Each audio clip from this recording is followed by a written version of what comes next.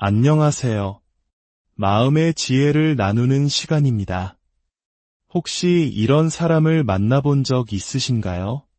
다른 사람에게는 칼날처럼 날카로운 비판을 서슴없이 던지면서 정작 자신을 향한 아주 작은 지적에는 견디지 못하고 불같이 화를 내는 사람.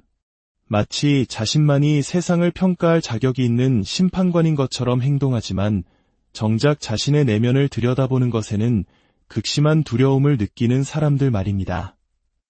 오늘 우리는 바로 이중적인 태도, 즉 나르시시스트 성향이 강한 사람들이 비판은 잘하면서 비판은 받지 못하는지에 대해 깊이 탐구해보고자 합니다. 이 이야기가 여러분의 인간관계에 대한 이해를 넓히고 혹시 모를 마음의 상처로부터 스스로를 지키는 데 작은 도움이 되기를 바랍니다. 만약 오늘 내용이 의미 있게 다가오신다면 이 지혜를 주변 사람들과 함께 나누어 주십시오. 구독을 통해 저희의 여정에 동행해 주시는 것은 더 깊은 통찰을 나누는 데 큰 힘이 됩니다. 많은 분들이 나르시시스트와의 관계에서 겪는 가장 큰 혼란 중 하나는 바로 이 내로남불, 즉 이중잣대입니다. 그들은 상대방의 작은 흠결도 놓치지 않고 지적하며 때로는 경멸적인 태도나 분노를 표출하는 데 거리낌이 없습니다. 하지만 누군가 그들에게 잠깐만요, 혹시 당신의 내면에도 한번 들여다볼 부분이 있지 않을까요? 라는 아주 조심스러운 암시만 주어도 그들은 순식간에 무너져 내립니다. 그들은 비판이라는 무기를 휘두르는 데는 능숙하지만 그 무기가 자신을 향할 때는 속수무책으로 당황하고 분노합니다. 우리는 이것을 단순히 이중잣대라고 부를 수 있습니다. 하지만 오늘 우리가 이들의 심리를 이해하기 위해 마음속에 품어야 할 또 다른 단어가 있습니다. 바로 비겁함입니다. 네, 그렇습니다. 나르시시스트는 본질적으로 비겁합니다. 그들은 자신이 규칙을 정하고 자신이 명백한 승자가 될 수밖에 없는 싸움을 거는 것을 가장 좋아합니다. 그들이 만든 불공평한 게임의 판 위에서 상대를 몰아붙이며 우월감을 느끼는 것이죠. 하지만 상대방이 나는 당신이 만든 그 불공정한 게임에 참여하지 않겠습니다. 라고 선언하는 순간 그들은 무너집니다. 그리고 그 무너짐은 엄청난 분노의 형태로 폭발합니다. 하지만 그 거대한 분노의 이면에는 그들이 우리에게 그리고 심지어 자기 자신에게조차 인정하고 싶어 하지 않는 훨씬 더 복잡하고 어두운 진실이 숨어 있습니다. 이제 몇 가지 실제 사례를 통해 그들의 심리 속으로 더 깊이 들어가 보겠습니다. 한 분이 이런 사연을 보내주셨습니다. 자신의 오빠에 대한 이야기였습니다.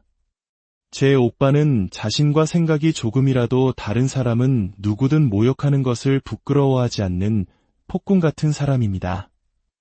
저는 마침내 용기를 내어 오빠의 비난과 분노에 대해 이야기했습니다. 그러자 오빠는 제게 온갖 욕설을 퍼부으며 완전히 이성을 잃고 분노했습니다.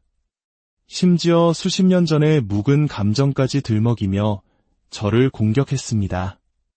정말 끔찍한 경험이었습니다.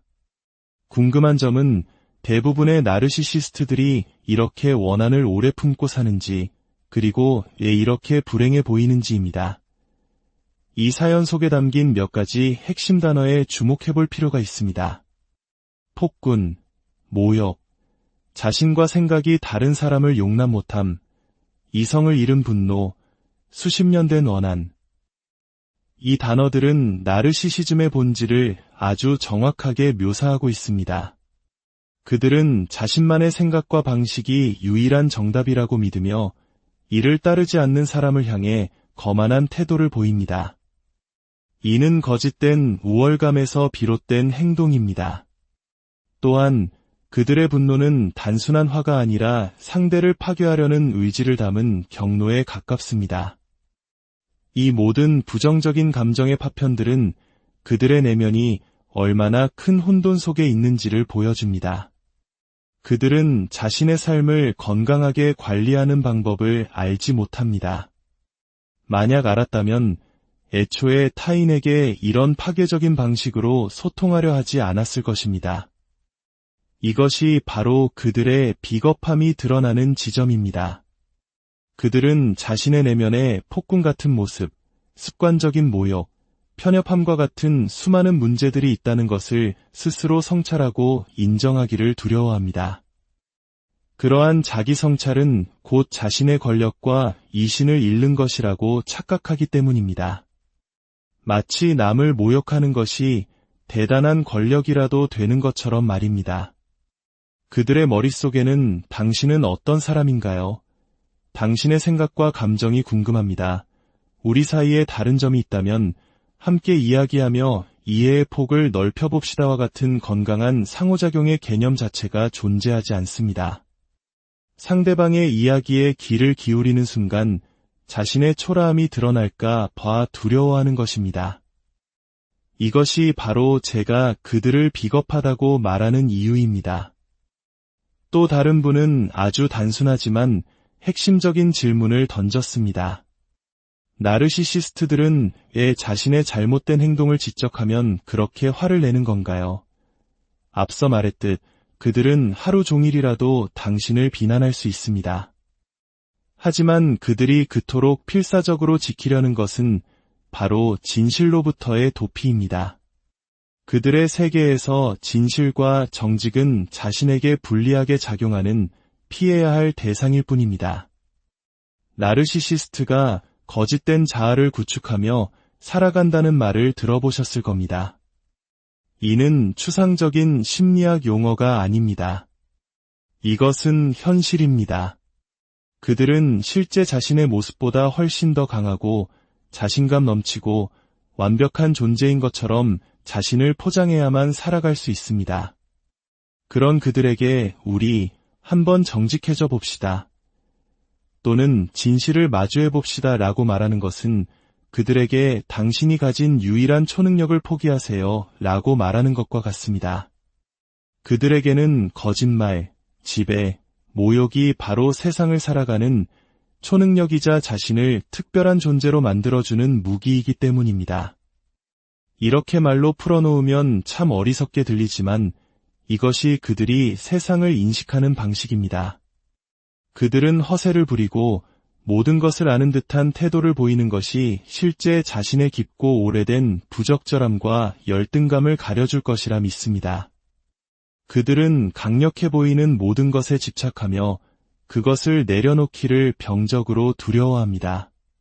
그렇기에 당신이 그들의 비판에 이제 그만하세요. 당신의 방식은 무례하고 모욕적입니다. 라고 선을 그을 때 그토록 맹렬하게 당신을 공격하는 것입니다. 그들은 내가 다른 사람에게 이런 말을 듣고 싶지 않으니 나도 당신에게 그렇게 말하지 말아야겠다는 식의 아주 기본적인 공감 능력이나 논리적 사고가 불가능합니다. 그들의 내면은 그만큼 무질서하고 미성숙한 상태에 있기 때문입니다. 마지막으로 연인 관계에 대한 한 분의 경험담입니다. 파트너와 대화를 시도할 때마다 그는 항상 제 말을 무시하고 오히려 상황을 뒤집어 제 탓으로 돌렸습니다. 결국엔 제가 절대로 이길 수 없다는 것을 아는 고성이 오가는 큰 싸움으로 번지곤 했습니다. 나르시시스트가 가장 자부심을 느끼는 것 중 하나는 바로 싸움에서 지지 않는다는 사실입니다. 그들에게 대화나 논쟁은 문제 해결이나 상호 이해의 과정이 아닙니다. 오직 상대를 굴복시키고 승리를 쟁취하기 위한 전쟁일 뿐입니다. 상대를 눈물 흘리게 만들고 어리석게 보이게 만든 후에야 비로소 자신의 존재 가치를 확인하는 것입니다. 그들의 분노는 일종의 자기보존 본능과 연결되어 있지만 이는 건강한 자기보존이 아닙니다. 오히려 자신이 진정으로 가지고 있지 않은 것들을 보상받으려는 처절한 몸부림에 가깝습니다. 그들의 내면에는 내적인 평화, 고요함, 논리, 협동심, 진정한 자신감과 같은 긍정적인 가치들이 거의 존재하지 않습니다. 그렇기에 겉으로 허세를 부리고 소리를 지르며 마치 자신이 대단한 존재인 양 행동하는 것입니다. 나르시시스트가 소리치고 당신의 피드백을 수용하지 못하고 모든 대화를 일방적인 언어폭력으로 끝내버릴 때 당신이 마주하고 있는 것은 성인이 아닙니다. 당신은 지독할 정도로 불안에 떨고 있으며 비겁함 속에 숨어 사는 한 인간을 보고 있는 것입니다. 그들은 평범한 인간으로서 세상의 다른 사람들과 어깨를 나란히 하고 서로의 약점을 보듬어주며 함께 성장하는 법을 배우지 못했습니다. 진정한 친밀감은 서로의 단점과 부정적인 면을 알고 있음에도 불구하고 그럼에도 불구하고 당신을 사랑하고 함께 하겠다고 결심할 때 생겨납니다. 상대를 힘으로 억누르거나 좋은 시절만 함께 보내는 것으로는 결코 얻을 수 없는 가치입니다. 나르시시스트들은 아주 어린 시절 자신의 약점이나 결점을 드러내는 것이 자신을 위험에 빠뜨린다는 것을 고통스럽게 학습했을 가능성이 높습니다. 그래서 그들은 성장하지 못하고 어린아이의 방어기제 속에 갇혀버린 것입니다. 당신이 상대하는 것은 성인의 몸을 한 겁에 질려 발작을 일으키는 어린아이일 뿐입니다. 안타깝게도 수십 년간 이런 방식으로 살아온 사람이 기적과 같은 자기 성찰의 계기 없이 변화하기란 거의 불가능에 가깝습니다. 그렇다면 우리는 어떻게 해야 할까요? 그들의 분노와 비난은 당신의 가치에 대한 평가가 아님을 기억해야 합니다. 그것은 오로지 그들 자신의 내면의 혼돈과 고통, 그리고 비겁함의 표출일 뿐입니다. 그들의 연극을 꿰뚫어보고 그들이 만든 불공평한 전쟁터에 발을 들이지 않는 것이 중요합니다. 그들의 혼돈으로부터 한 걸음 물러나 당신 자신의 평화와 성장에 집중하십시오. 건강한 경계를 설정하고 더 나은 대안을 찾는 것. 그것이 바로 그들의 파괴적인 영향력에도 불구하고 당신의 내면의 평화를 지키고 스스로를 구원하는 길입니다.